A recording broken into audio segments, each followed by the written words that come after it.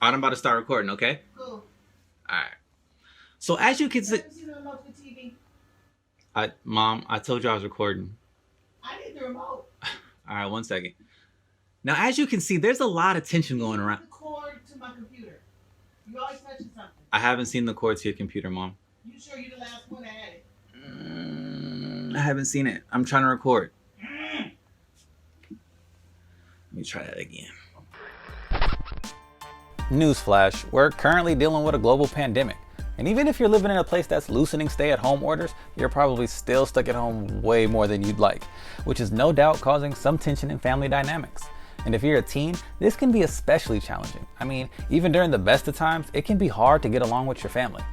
But don't worry, according to cognitive psychologists, that's all developmentally on target.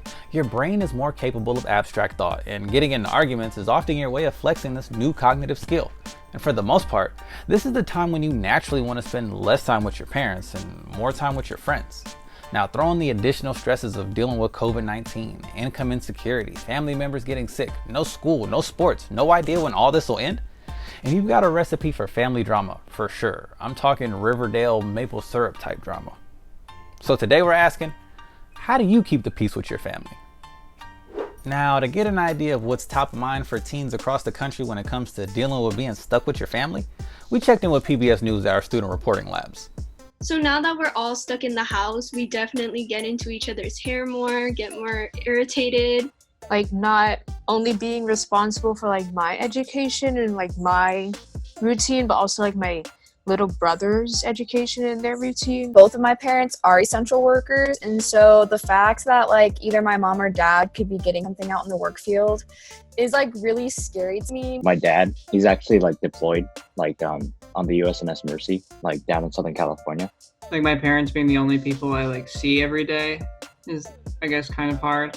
Parents can get annoying sometimes. Yeah, parents can be annoying sometimes. And I mean, anybody that's under your roof can be annoying too, for that matter. So we reached out to a couple of experts for advice on how to manage family conflict, particularly when it comes to teens dealing with their parents.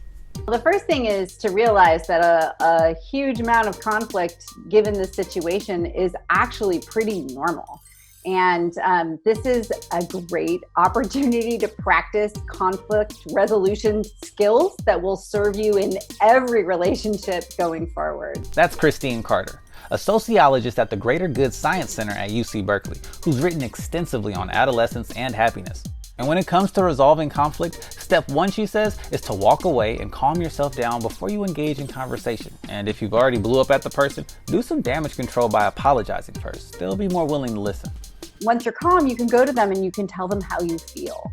So the most important thing is to not come out of the gates judging or accusing the other person, because you don't want them to be defensive, because once again, they won't be able to hear you in the way that you want them to hear you. As she points out, it's hard to argue with someone's feelings. The last thing that you can do to try and resolve a conflict is look for the other person's existing motivation, right? So a lot of times when we're trying to get people to do what we want them to do, we use our motivation for that as a rationale. Try and see it from their point of view and make your argument about how it might benefit them as well. And trying to carve out some alone time and virtual time with friends can also be helpful in managing stress and family dynamics. I think one of the things that's missing when you're in a busy household right now and everyone's at home is there's not a lot of alone time. And so scheduling time with friends, time alone, and time for exercise, I think having all of those different pots and maintaining that, even though we're sheltering, can really help. That's Dr. Arielle Schoenfeld. She's a psychiatrist. I talk to kids, teens, adults all day long about their mental health. She says it's normal to be upset by all this life disruption, and maintaining friendships during this time is really important, especially for teens. If you think about development as like a staircase where you need to go through some sort of change in order to get to the next level, the part that really is important in adolescence and early adolescence, late adolescence, is answering the question, who am I? And the way you do that is by trying on a lot of different identities, doing a whole lot of new experiences, and spending a ton of time with friends as opposed to family. That is that's sort of what being a teen is. It's really important now, especially for teens, to schedule time with their friends. Make sure they're not just sitting at home and doing nothing. Have Zoom hangouts, have FaceTime hangouts. And she says that just checking in with friends, asking them how they're doing, sharing your own feelings, and listening to theirs is a great way to support one another. In terms of supporting your friends and peers, I think the most important thing is just to listen, to call, to actually try to be present, to not consider this like a total moratorium on friendship. And since keeping these friendships alive is so important, we decided to check in with the student reporters to see what they've been doing to stay connected with their friends. I wanted to talk to my friend Joe one time, right? But my friend Audrey was in the patio, and there's no way that I'm gonna have 3 people here. I reflected the person sitting outside to the person on FaceTime so that he was able to see her and I was able to see both of them. Just wave at the camera. Audrey, wave at the camera at the same time.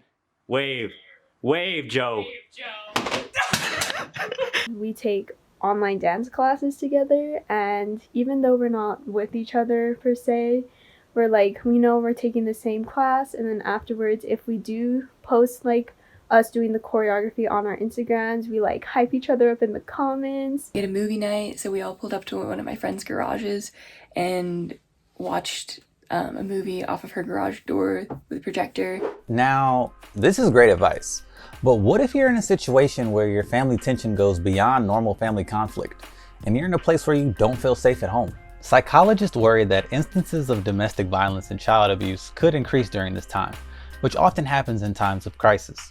And research shows that increased stress in parents can be predictors of abuse or neglect in children. And with schools and other places closed, there are fewer opportunities to escape or find help. So if you don't feel safe at home or are experiencing abuse, consider contacting one of these resources. You could call the National Domestic Violence Hotline at 1-800-799-7233. You can also text LOVE IS to the number 22522 or log on to their website to chat.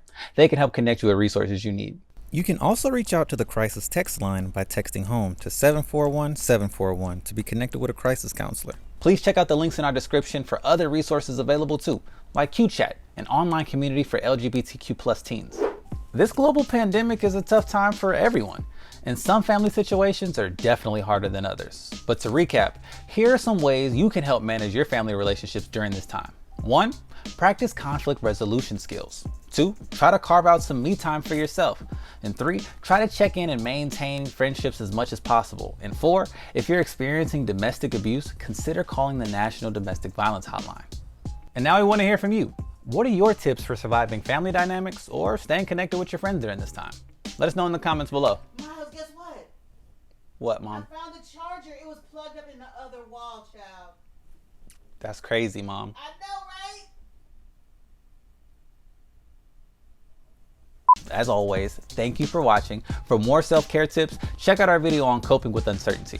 And check out PBS NewsHour Student Reporting Lab's YouTube channel to see student journalists from around the country. And as always, subscribe. Till next time, I'm Miles Best. Peace out.